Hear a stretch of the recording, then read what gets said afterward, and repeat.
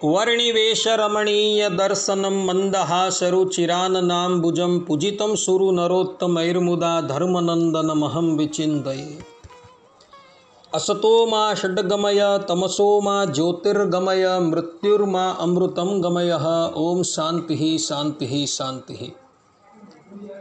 આજની જ્ઞાન સભાની અંદર પધારનારા બધા જ ભગવત ભક્તોને વેદાંતાચાર્ય પુરાણ ઇતિહાસાચાર્ય એમ એ ફિલોસોફી શાસ્ત્રી રાકેશભાઈના હેતપૂર્વક જય સ્વામિનારાયણ। ભક્તો, ગયા વખતની જ્ઞાન સભાની અંદર આપણે બધા શ્રીમદ ભાગવતના દસમ સ્કંદના 87મા અધ્યાયમાં આવેલી વેદસ્તુતિની કથા જે છે એ શ્રવણ કરતા હતા। ગયા વખતના પ્રવચનમાં આપણે 30મા શ્લોકની અને 31મા શ્લોકની વ્યાખ્યા જે છે એ સદગુરુ ગોપાળાનંદ સ્વામીની ટીકાના માધ્યમથી શ્રવણ કરી। હવે આજે આપણે શ્લોક નંબર 32 અને શ્લોક નંબર 33ની વ્યાખ્યા જે છે એ શ્રવણ કરીએ। વેદ ભગવાન શ્રીમદ નારાયણની સ્તુતિ કરતા પોતે કહે છે, નૃષુતવ માયયા બ્રહ્મમીશ્વ વગત્ય વૃષમ ત્વયિ સુધિયો ભવે દધતિ ભાવમનુ પ્રભવમ કથમનુવર્તતાં ભવભયં તવ યદ્બ્રકુટિઃ સૃજતિ મુહુસ્ત્રિણે મિરભવચ્છરણે શુભયમ। અર્થાત આ મનુષ્યને તમારી માયાથી વારંવાર પુનઃ પુનઃ જન્મરૂપ બ્રહ્મ થાય છે એમ જાણીને સારી બુદ્ધિવાળાઓ સંસાર નિવર્તક એવા તમારામાં પ્રેમ દાખવે છે।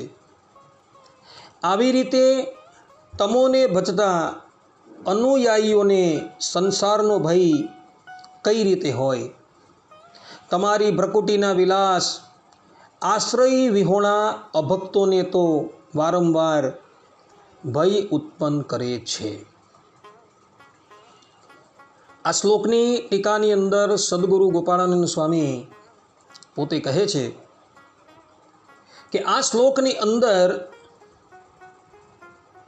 પ્રાકૃત દેહ અને ભોગમાં આસક્ત જીવાત્માઓને ઉત્પત્તિ અને પ્રલયરૂપ સંસાર ચક્રમાં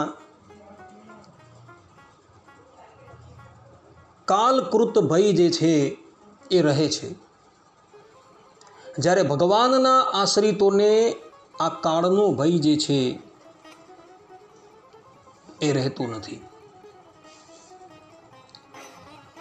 ભગવાન શ્રી કૃષ્ણ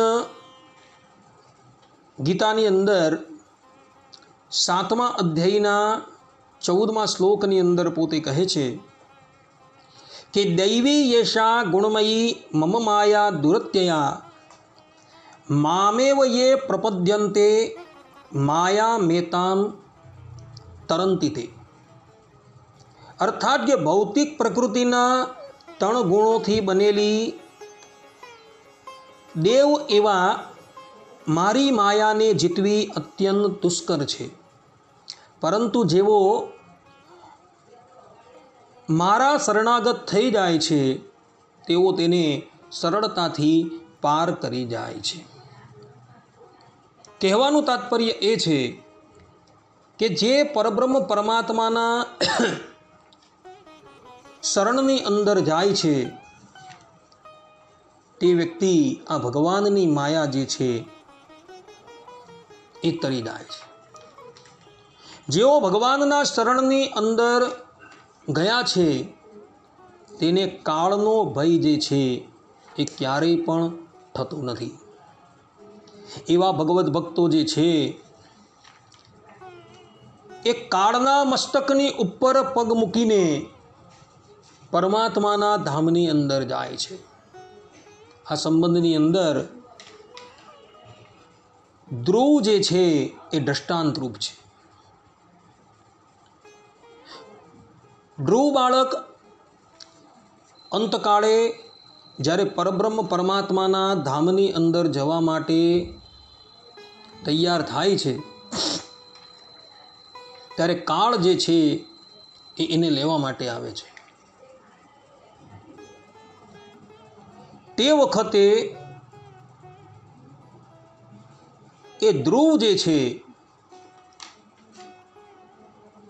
એ કાળના મસ્તકની ઉપર પગ મૂકીને ભગવાનના ધામમાં જાય છે. એટલે ભગવાનના ભક્તોનું કાળ જે છે એ પણ અનિષ્ટ કરી શકતો નથી.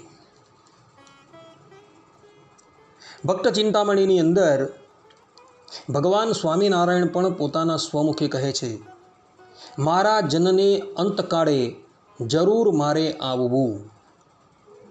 અર્થાત કે જે મારો આશ્રિત થયો છે એને અંતકાળે હું લેવા માટે આવીશ, પરંતુ કાળ જે છે એ એનું કંઈ અનિષ્ટ કરી શકતું નથી. પરબ્રહ્મ પરમાત્માના શરણમાં જવાથી જીવાત્મા જે છે એ કૃતાર્થ થાય છે. શ્રીમદ ભાગવતની અંદર સપ્તમ સ્કંદની અંદર પ્રહલાદજી પોતાના સ્વમુખે કહે છે કે જીવનનું પરમ લક્ષ્ય શું છે? તો ભગવાનના શરણની અંદર જવું એ જ જીવનનું પરમ લક્ષ્ય છે. જે જીવાત્મા ભગવાનના શરણની અંદર જાય છે એ કાલકૃત બધી જ ઉપાધિઓથી મુક્ત થઈ જાય છે. ભગવાન શ્રી કૃષ્ણ પણ શ્રીમદ ભગવદ્ ગીતાની અંદર 66મા શ્લોકની અંદર 18મા અધ્યાયના 66મા શ્લોકની અંદર કહે છે કે સર્વધર્માન પરિત્યજ્ય મામેકમ શરણમ વ્રજ અહમ ત્વામ સર્વ પાપેભ્યો મોક્ષયિષ્યામિ મા શુચઃ. કે સર્વ પ્રકારના ધર્મોનો ત્યાગ કર અને મારા શરણમાં તું આવી જા, હું તારો સર્વ પાપોમાંથી ઉદ્ધાર કરી દેવીશ. આ પ્રમાણે ભગવાન શ્રી કૃષ્ણ જે છે એ પોતાના સ્વમુખે પોતે કહી રહ્યા છે કે જે મારા શરણની અંદર આવી જાય છે એ બધા જ પાપોથી મુક્ત થઈ જાય છે. માટે ભક્તો,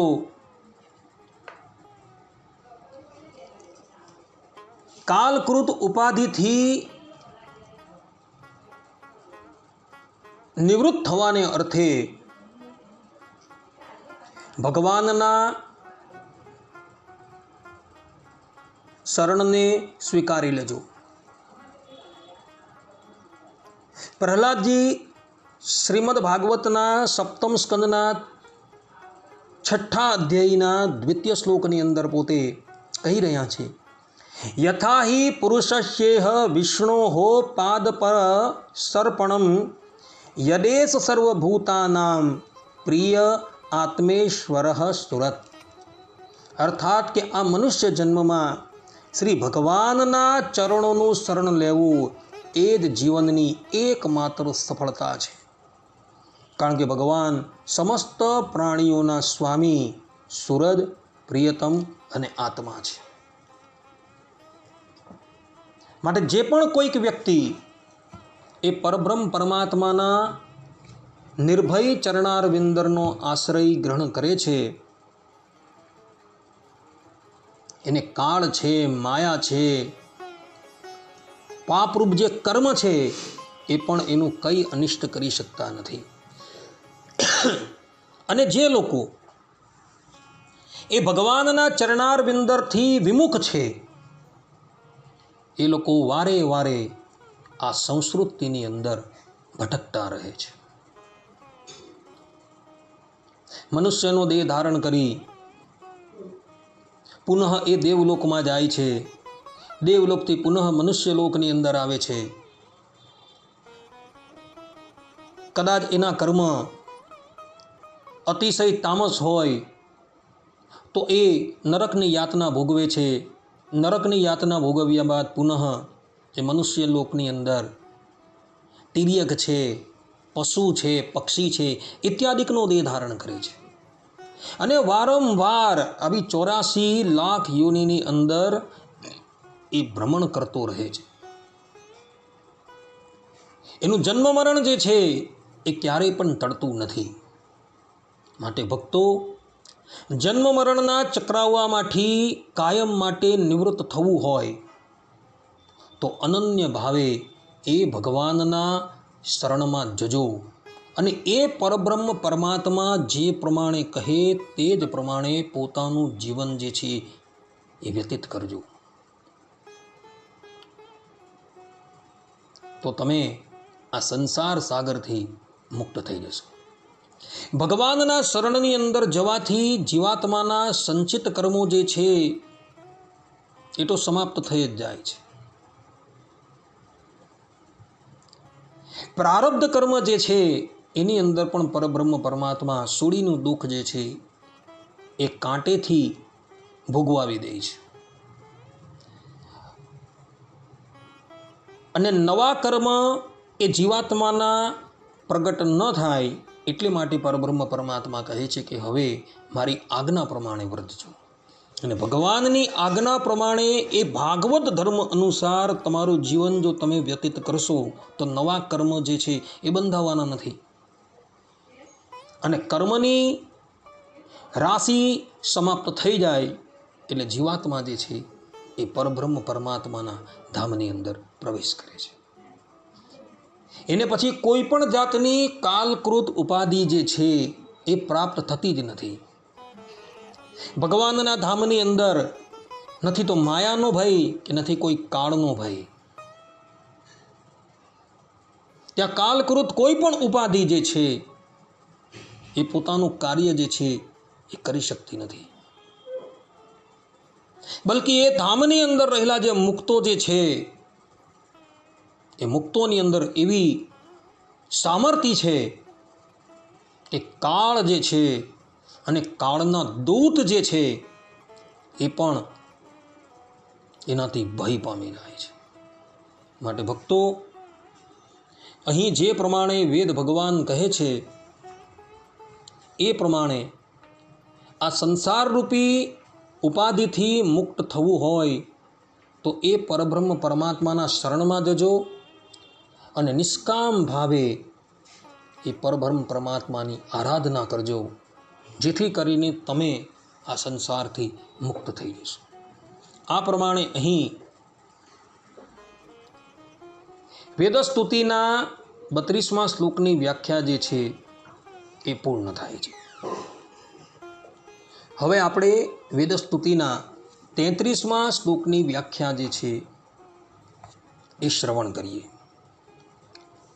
વેદ ભગવાન શ્રીમન નારાયણની સ્તુતિ કરતા પોતે કહે છે, વિજિત ઋષિ કવાયુભિર દાંતમનસ્તુરગમ ય ઇહ યતંતિ યંતુમતિ લોલમુપાય ખિદઃ વ્યસન સતાન્વિતઃ સમવહાય ગુરોશ્ચરણમ વણિજ ઇવાજ સંત્યકૃત કર્ણધરા જલધૌ.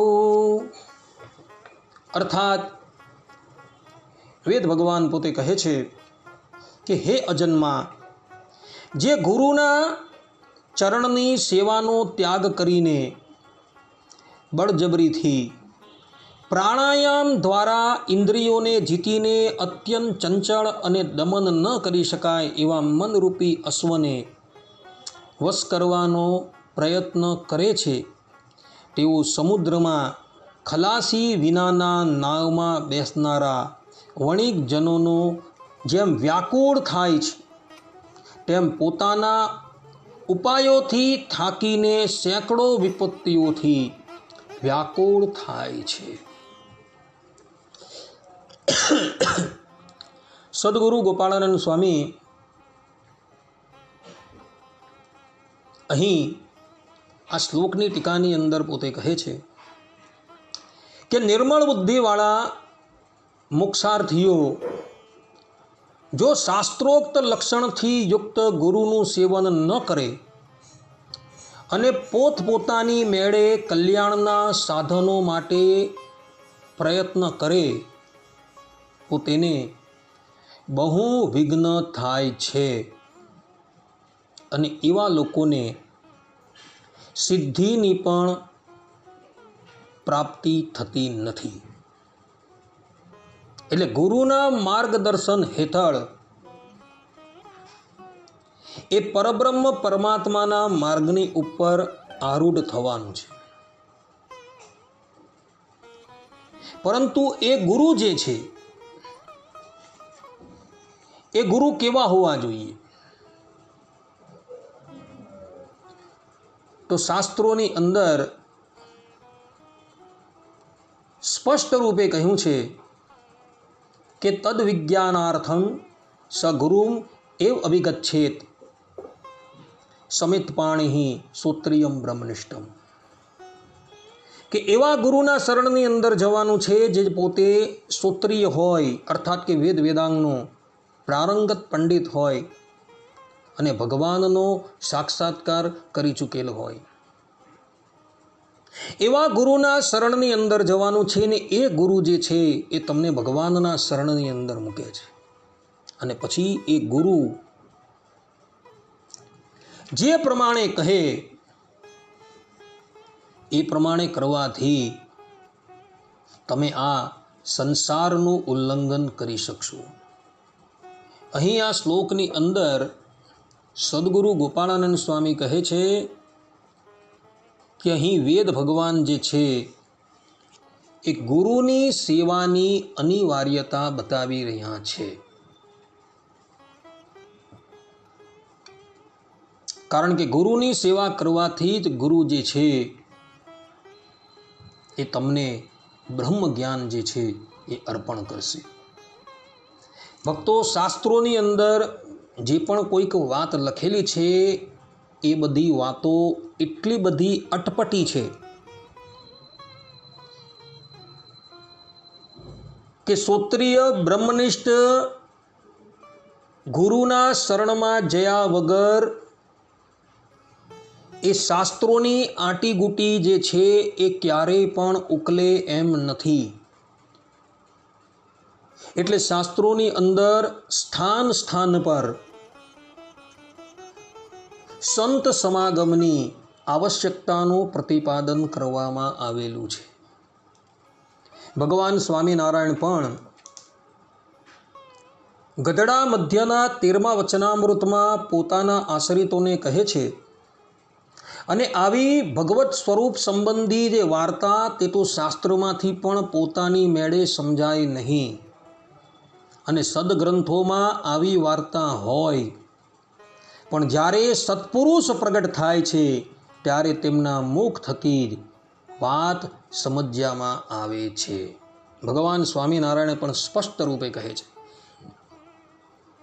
કે ભગવાનના સ્વરૂપ સંબંધી વાતો શાસ્ત્રોની અંદર લખેલી છે, પરંતુ સત્પુરુષ અર્થાત કે શ્રોત્રિય બ્રહ્મનિષ્ઠ એવા સત્પુરુષ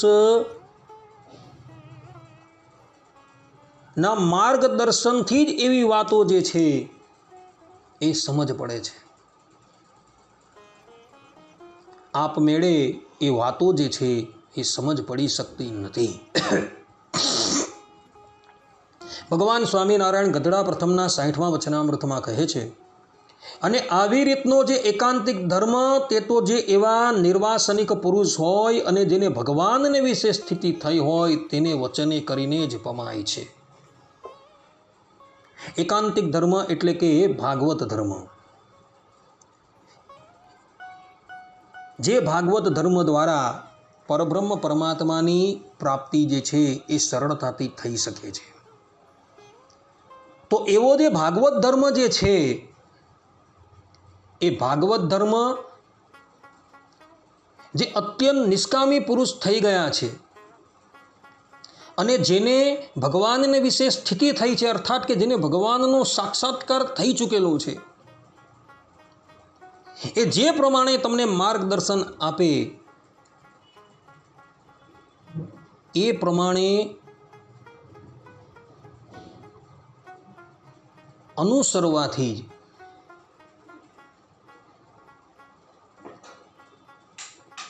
જ એ ભાગવત ધર્મની અંદર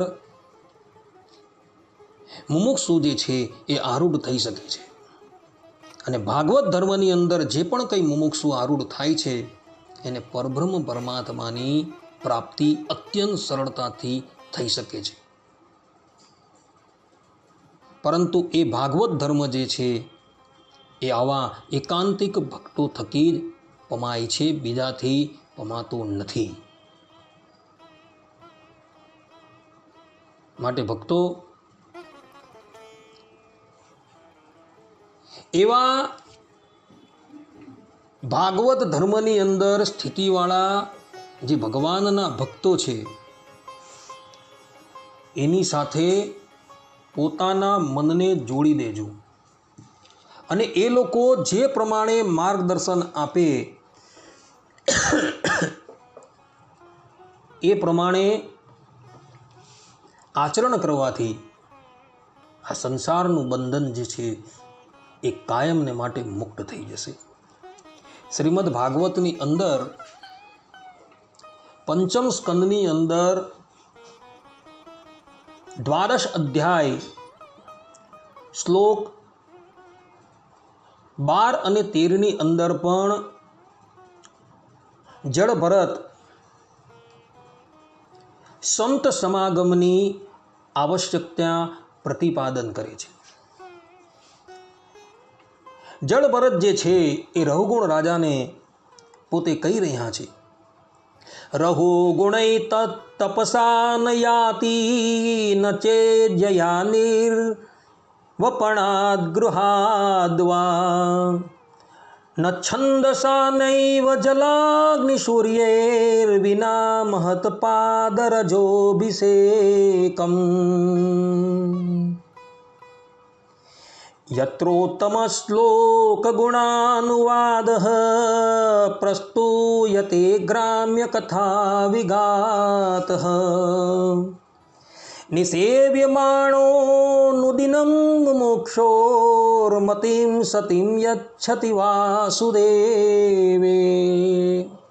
અર્થાત, હે રહુગુણ, મહાપુરુષોની ચરણરજથી પોતાને નવડાવ્યા વિના કેવલ તપ, યજ્ઞ વગેરે વૈદિક કર્મો, અન્ન વગેરેના દાન, અતિથિ સેવા, દીનજનોની સેવા વગેરે ગૃહસ્થોચિત ધર્મોનું અનુષ્ઠાન, વેદોનું અધ્યયન અથવા જળ, અગ્નિ કે સૂર્યની ઉપાસના વગેરે કોઈ પણ સાધનથી આ પરમાત્મા જ્ઞાન પ્રાપ્ત થઈ શકતું નથી.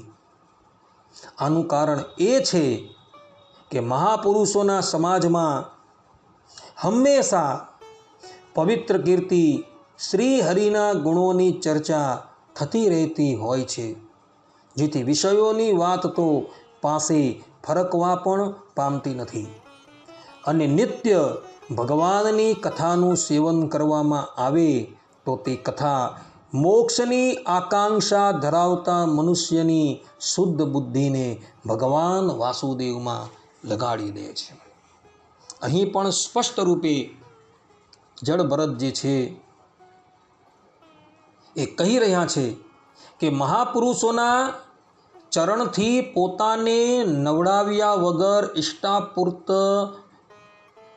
કર્મો કરવાથી એ પરબ્રહ્મ પરમાત્માનું જ્ઞાન જે છે એ ક્યારેય પણ થઈ શકતું નથી. માટે મહાપુરુષોનો સત્સંગ કરી એ પરબ્રહ્મ પરમાત્માના સ્વરૂપનું જ્ઞાન જે છે એ પ્રાપ્ત કરવાનું છે.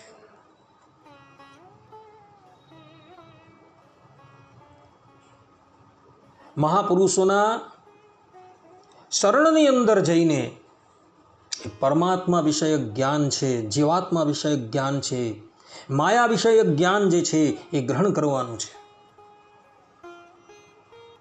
અને ગ્રહણ કરી એ લોકો જે પ્રમાણે તમને માર્ગદર્શન આપે એ પ્રમાણે તમારે કાર્ય કરવાનું છે. અહીં મૂળની અંદર ગુરુ શબ્દનો પ્રયોગ કરેલો છે. ગુરુ શબ્દનો અર્થ કરતા સદગુરુ ગોપાળાનંદ સ્વામી આ ગુરુ શબ્દને બે રીતે અર્થમાં ઘટાવે છે. ગુરુ એટલે કોણ? તો ગુરુનો અર્થ કરતા સદગુરુ ગોપાળાનંદ સ્વામી કહે છે કે ધર્મ છે, અત્રિ છે, કરદમ છે, કશ્યપ છે, વાસુદેવ છે વગેરેને ત્યાં જન્મ ધારણ કરનારા પરમાત્મા પોતે ગુરુ. અર્થાત કે પરબ્રહ્મ પરમાત્માએ આ મહાનુભાવોને ત્યાં જન્મ ધારણ કરી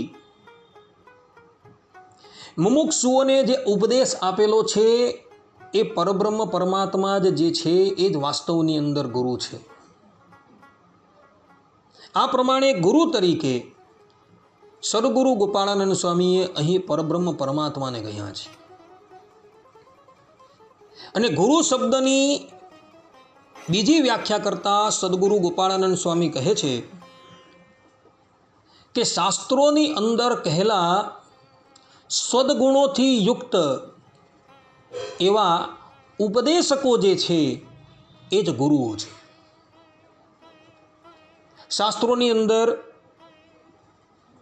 ગુરુના લક્ષણ બતાવેલા છે. શ્રોત્રિયમ બ્રહ્મનિષ્ઠમ, કે જે વેદ વેદાંગનો પ્રારંગત પંડિત છે અને ભગવાનની અંદર જેની સ્થિતિ થઈ ગઈ છે એ ગુરુ. અને એવા ગુરુને પોતાનો જીવાત્મા જે છે એ અર્પણ કરી દેવાનું છે. તો આ બે પ્રકારના જે ગુરુ છે એ ગુરુઓને પોતાનો જીવાત્મા જે છે એ અર્પણ કરી દેવાનું છે. બે અથવા એક, બેમાંથી એક પણ ગુરુને જો તમે તમારો જીવાત્મા જે છે એ અર્પણ કરી દેવો અને એના માર્ગદર્શન અનુસાર તમારું જીવન તમે વ્યતીત કરતા હો તો તમને એ પરબ્રહ્મ પરમાત્માની પ્રાપ્તિ થઈ જશે. અને એવા ગુરુના શરણની અંદર જયા વગર, એમનું માર્ગદર્શન મેળવ્યા વગર, કેવલ ઇન્દ્રિયોને જીતી ચંચળ એવા મનને જીતવાનો પ્રયાસ કરવામાં આવે તો એવા વ્યક્તિને ક્યારેય પણ સફળતા પ્રાપ્ત થતી નથી. એવાઓને કેવલ ને કેવલ નિષ્ફળતા જ પ્રાપ્ત થાય છે. જે પ્રમાણે કોઈક વેપારી સમુદ્રની યાત્રા કરવા માટે તૈયાર થાય અને એ વ્યક્તિ નાવિકને લીધા વગર પોતે જ નાવ લઈને સમુદ્ર ખેડવાનો પ્રયાસ કરે તો એ પ્રકારનો વ્યાપારી જે છે એ દુઃખ પામે છે. કારણ કે એને તો નાવ ચલાવવાનું જ્ઞાન જ નથી. અને જ્ઞાન ન હોય એ સમુદ્રની અંદર સમુદ્રને ખેડવા માટે જવા તૈયાર થાય તો એની નાવ જે છે એ નાવ મોટા મોટા તરંગોની અંદર અટવાઈ જાય છે.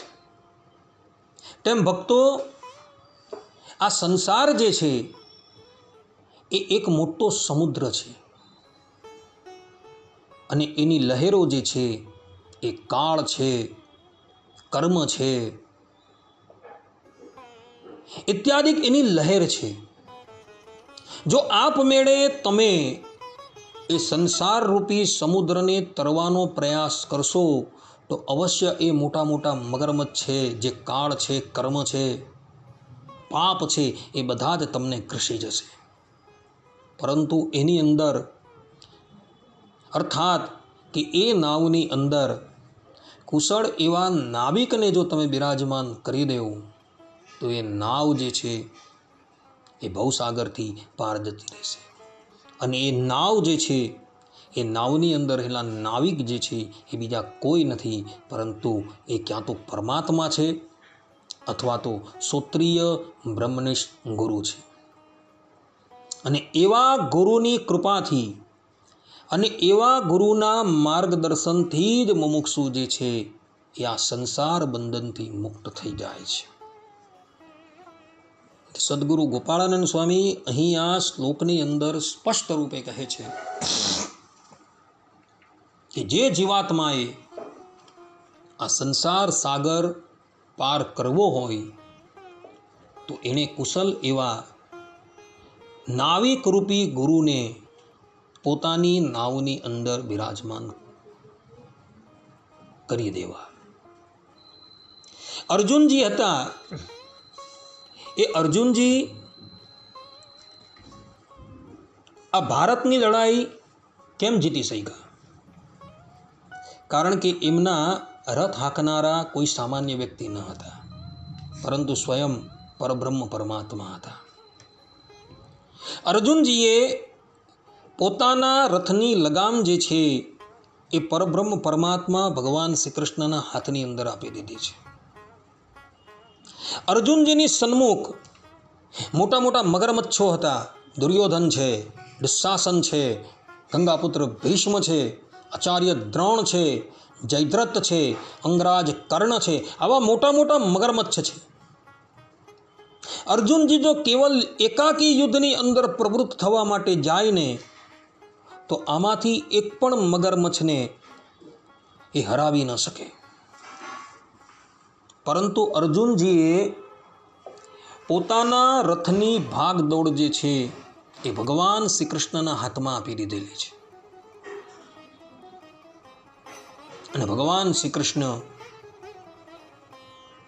એનો રથ હાંકવા માટે તૈયાર થઈ ગયા છે.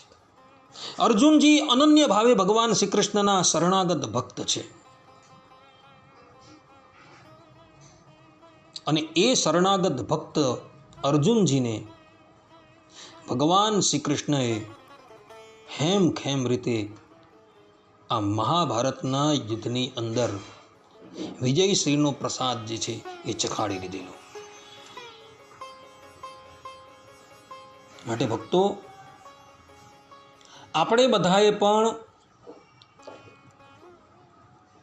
આપણા જીવનની નૈયા જે છે એ પરબ્રહ્મ પરમાત્માને અથવા તો સૂત્રીય બ્રહ્મનિષ્ઠ એવા ગુરુને અર્પણ કરી દેવાની છે.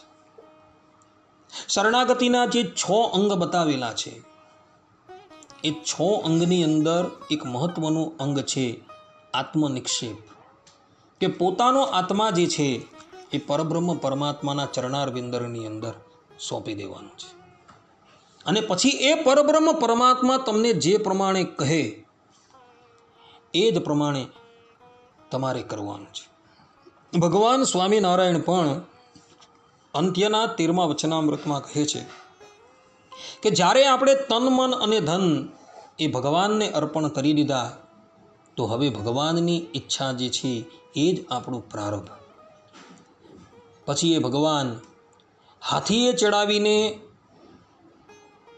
રાજી રહેતા હોય કે ગધેડે ચડાવીને રાજી રહેતા હોય, પરંતુ એ પરબ્રહ્મ પરમાત્માના શરણમાં ગયા બાદ ક્યારેય પણ મનની અંદર શોક લાવવાનું નથી. માટે ભક્તો, તમે બધા પણ આ બંને શ્લોકની અંદર જે પ્રમાણે કહ્યું છે એ પ્રમાણે એવા કોઈ સામર્થ્યશાળી ગુરુના શરણમાં જજો અથવા તો પરબ્રહ્મ પરમાત્માના શરણની અંદર જજો અને એ લોકો જે પ્રમાણે કહે એ પ્રમાણે પોતાના જીવનને વ્યતીત કરજો. આ ભારત વર્ષની અંદર વૈષ્ણવોના મુખ્ય 6 સંપ્રદાય છે. રામાનુજ સંપ્રદાય, નિંબાર્ક સંપ્રદાય, મધ્વ સંપ્રદાય, વલ્લભ સંપ્રદાય, રામાનંદીય સંપ્રદાય અને સ્વામિનારાયણ સંપ્રદાય. અને આ જે 6 સંપ્રદાય છે એ 6 સંપ્રદાયનું પ્રાગટ્ય કરનારા કોઈ સામાન્ય વ્યક્તિ નથી. એની ગુરુ પરંપરા તમે જુઓ તો શ્રીમદ નારાયણથી એનો પ્રારંભ થાય છે. અને મધ્યની અંદર એવા મહાપુરુષો આવીને બિરાજમાન થયા છે કે જે લોકોએ મુમુક્ષુઓને પરબ્રહ્મ પરમાત્માનો માર્ગ જે છે એ પ્રદર્શિત કરેલો છે. એ મહાપુરુષો હતા એ કોઈ સામાન્ય ન હતા. એમાંથી કોઈક તો અગ્નિનો અવતાર હતા, કોઈક સુદર્શન ચક્રનો અવતાર હતા, કોઈ શંકરષણનો અવતાર હતા. અને ભગવાન સ્વામિનારાયણ સાક્ષાત પરબ્રહ્મ પરમાત્મા હતા. આ જેટલા મહાપુરુષોએ તથા પરબ્રહ્મ પરમાત્મા ભગવાન શ્રી હરિએ જે માર્ગ બતાવેલો છે એ માર્ગ પર જ આપણે આરૂઢ થવાનું છે. એ મહાપુરુષોએ ભિન્ન ભિન્ન સંપ્રદાયને પ્રવર્તાવેલો છે, પરંતુ એ મહાપુરુષોનું લક્ષ્ય શું છે? તો એ મહાપુરુષોનું લક્ષ્ય એટલું જ છે કે ભવબંધનમાં પડેલા એ જીવાત્માને સરળતાથી પરબ્રહ્મ પરમાત્માની પ્રાપ્તિ કેવી રીતના થાય, એ જ એ લોકોનું લક્ષ્ય છે. અને દરેક આચાર્યોએ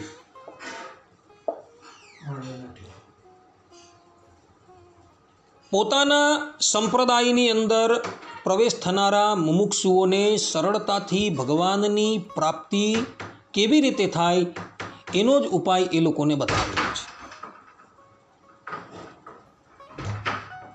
ભારત વર્ષની અંદર સંપ્રદાયો વિભિન્ન છે, પરંતુ લક્ષ્ય જે છે એ એક પરબ્રહ્મ પરમાત્મા છે. અને એ લક્ષ્ય પર પહોંચવા માટે મહાપુરુષોના શરણમાં જવાનું છે. અને એ મહાપુરુષો જે છે એ તમને ભગવાનના શરણની અંદર મૂકશે. અને પછી એ લોકો જે પ્રમાણે કહે એ પ્રમાણે આપણે આચરણ કરવાનું છે. અને એ પ્રમાણે જો આપણે આચરણ કરીએ તો સરળતાથી આપણે આ ભગવાનની જે માયા જે છે એ તરી જઈશું. માટે કોઈ પણ સંપ્રદાયનો હોય,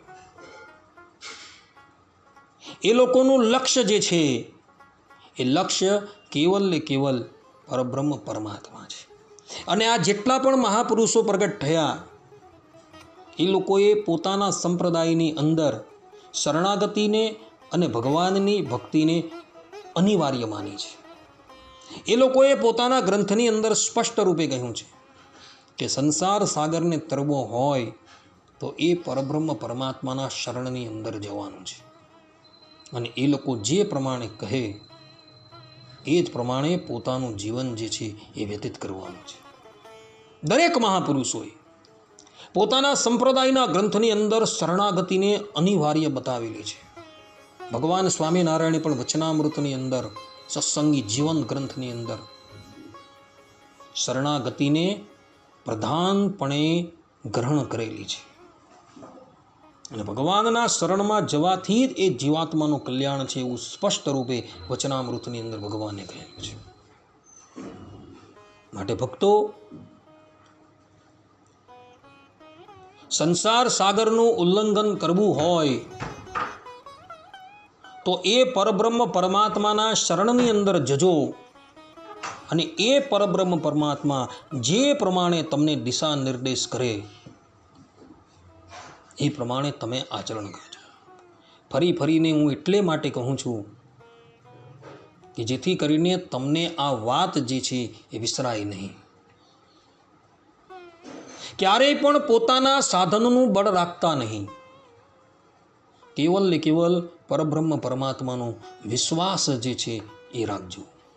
શરણાગતિના જે 6 અંગ છે એ 6 અંગની અંદર ભગવાનનો વિશ્વાસ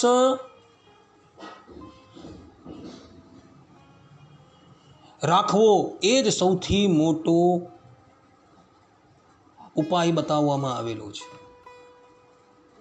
ગીતાર્થ સંગ્રહની ટીકાની અંદર વેદાંત દેશિક આચાર્ય શરણાગતિના જે 6 લક્ષણ છે એ 6 લક્ષણની અંદર સૌથી મહત્વનું લક્ષણ આત્મનિક્ષેપ તો બતાવે છે, પરંતુ ભગવાનનો વિશ્વાસ સંપાદન કરવો એ સૌથી મોટું લક્ષણ વેદાંત દેશિક આચાર્યએ કહ્યું છે. કારણ કે જેની અંદર ભગવાનને વિશે વિશ્વાસ જે છે એ વિશ્વાસ સ્થાપિત થઈ ગયો તો એ વ્યક્તિ જે છે એ સાધનથી દુર્બળ હશે પરંતુ એ પરમાત્માની પ્રાપ્તિ કરી શકશે. સુરતની અંદર એક ભાણા ભક્ત નામના ભક્ત રહેતા હતા, જેનું ચરિત્ર ભક્ત ચિંતામણીની અંદર આવે છે. આ ભાણા ભક્ત જે છે એ પોતાની આજીવિકા કેવી રીતના સંપાદન કરતા હતા? તો બે વ્યક્તિઓની વચ્ચે વિવાદ કરાવે અને બંનેનું સમાધાન કરાવે અને બંનેની પાસેથી પૈસા જે છે એ ગ્રહણ કરે. આ પ્રમાણે પોતે પોતાની આજીવિકા ચલાવતા હતા. એને લઈને આ સુરતના લોકો એ ભાણા ભક્તને કહેતા હતા કે ભાણા ભક્ત, તને તો ઘોર એવા કુંભીપાત નરકની અંદર જગા પ્રાપ્ત થશે. પરંતુ ભાણા ભક્ત કહેતા હતા કે મને મારા ઈષ્ટદેવ ભગવાન સ્વામિનારાયણનો વિશ્વાસ છે. એઓએ અમને કહ્યું છે કે મારા જનને અંતકાળે જરૂર મારે આવવું, અને મને વિશ્વાસ હોવાથી અંતકાળે જરૂર મારા ભગવાન જે છે એ મને લેવા માટે આવશે. મારા ભગવાન કોઈની કરણી નથી જોતા. અણુમપ્ય તુલમ હિ મન્યતે સહજાનંદ ગુરુમ ભજે સદા. કે એ પરબ્રહ્મ પરમાત્મા જે છે એ પોતાના ભક્તના અવગુણ નથી જોતા, એ કેવલ ભક્તોના ગુણ જુએ છે. ને આ જ વાત તુલસીદાસજીએ રામચરિત માનસની અંદર બાલકાંડની અંદર ભગવાન શ્રી રામ વિશે પણ લખેલી છે કે ભગવાન ક્યારેય ભક્તોના અવગુણ નથી જોતા. એ ભગવાન જે છે એ ગુણ જુએ છે. ભાણા ભક્ત કહે છે કે ભલે મારી કરણી ખરાબ છે પરંતુ મને મારા પ્રભુની ઉપર વિશ્વાસ છે અને એના વિશ્વાસની અંતે જીત થાય છે. ભક્ત ચિંતામણીની અંદર નિષ્કુળાનંદ સ્વામી કહે છે કે સુરતના બધા જ લોકો જે છે એ જોતા રહી ગયા અને ભગવાન સ્વામિનારાયણ સુવર્ણનો રથ લઈને એ ભાણા ભક્તને લેવા માટે આવેલા છે અને ભાણા ભક્તનો દેહ ત્યાગ કરાવી એને ધામમાં લઈ ગયા હતા. ભાણા ભક્ત જતા જતા લોકોને કહેતા ગયા કે તમારે આવવું છે મારી સાથે, તમારે આવવું હોય તો આ રથની અંદર વિરાજમાન થઈ જાઓ. પરંતુ એ અભાગ્યા લોકોમાંથી કોઈ પણ વ્યક્તિ ભાણા ભગતની સાથે જવા માટે તૈયાર ન થયું. આને કહેવાય દુર્ભાગ્ય. માટે ભક્તો, ભગવાન જે છે એ જીવાત્માની કરણી ક્યારેય પણ જોતા નથી. એ જીવાત્માના અવગુણ જે છે એ અવગુણ તરફ ધ્યાન નથી આપતા, એ કેવલ ગુણ જ ગ્રહણ કરે છે. શાસ્ત્રોની અંદર ભગવાનનું એક નામ જે છે એ અગ્ન બતાવેલું છે કે એ પોતાના આશ્રિતોના અવગુણ જે છે એને ભૂલી જાય છે, એને ધ્યાન નથી રાખતા.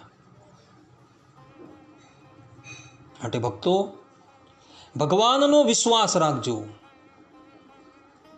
ભગવાન સ્વામિનારાયણ પણ વચનામૃતમાં કહે છે કે વિશ્વાસી છે તે જ શ્રેષ્ઠ છે. માટે ભગવાનનો વિશ્વાસ રાખજો અને ભગવાનના ચરણાર વિંદરને બે હાથથી પકડી રાખજો. તો એ પરબ્રહ્મ પરમાત્મા નિસ્સાધન એવા જીવાત્માઓને પણ આ સંસારથી પાર લઈ જાય.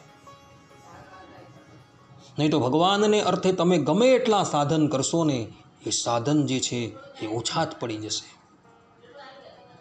પરંતુ અનન્ય ભાવે નિસ્સાધન થઈને ભગવાનના ચરણાર વિંદરને તમે પકડી રાખશો તો એ પરબ્રહ્મ પરમાત્મા જે છે એ તમને સંસારથી પાર લઈ જશે.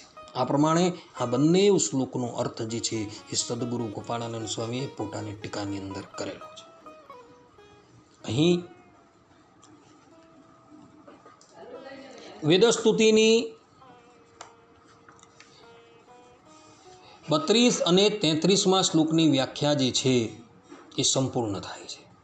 હવે પછીના પ્રવચનની અંદર આપણે 34 અને 35મા શ્લોકની વ્યાખ્યા જે છે એ શ્રવણ કરશું. ત્યાં લગીન બધા જ ભગવદ્ ભક્તોને હેતપૂર્વક જય સ્વામિનારાયણ. સર્વે સંતુ નિરામય, સર્વે સુખીનો ભવંતુ, સર્વે ભદ્રાણી પશ્યંતુ, મા કશ્ચિત દુઃખ ભાગ ભવેત.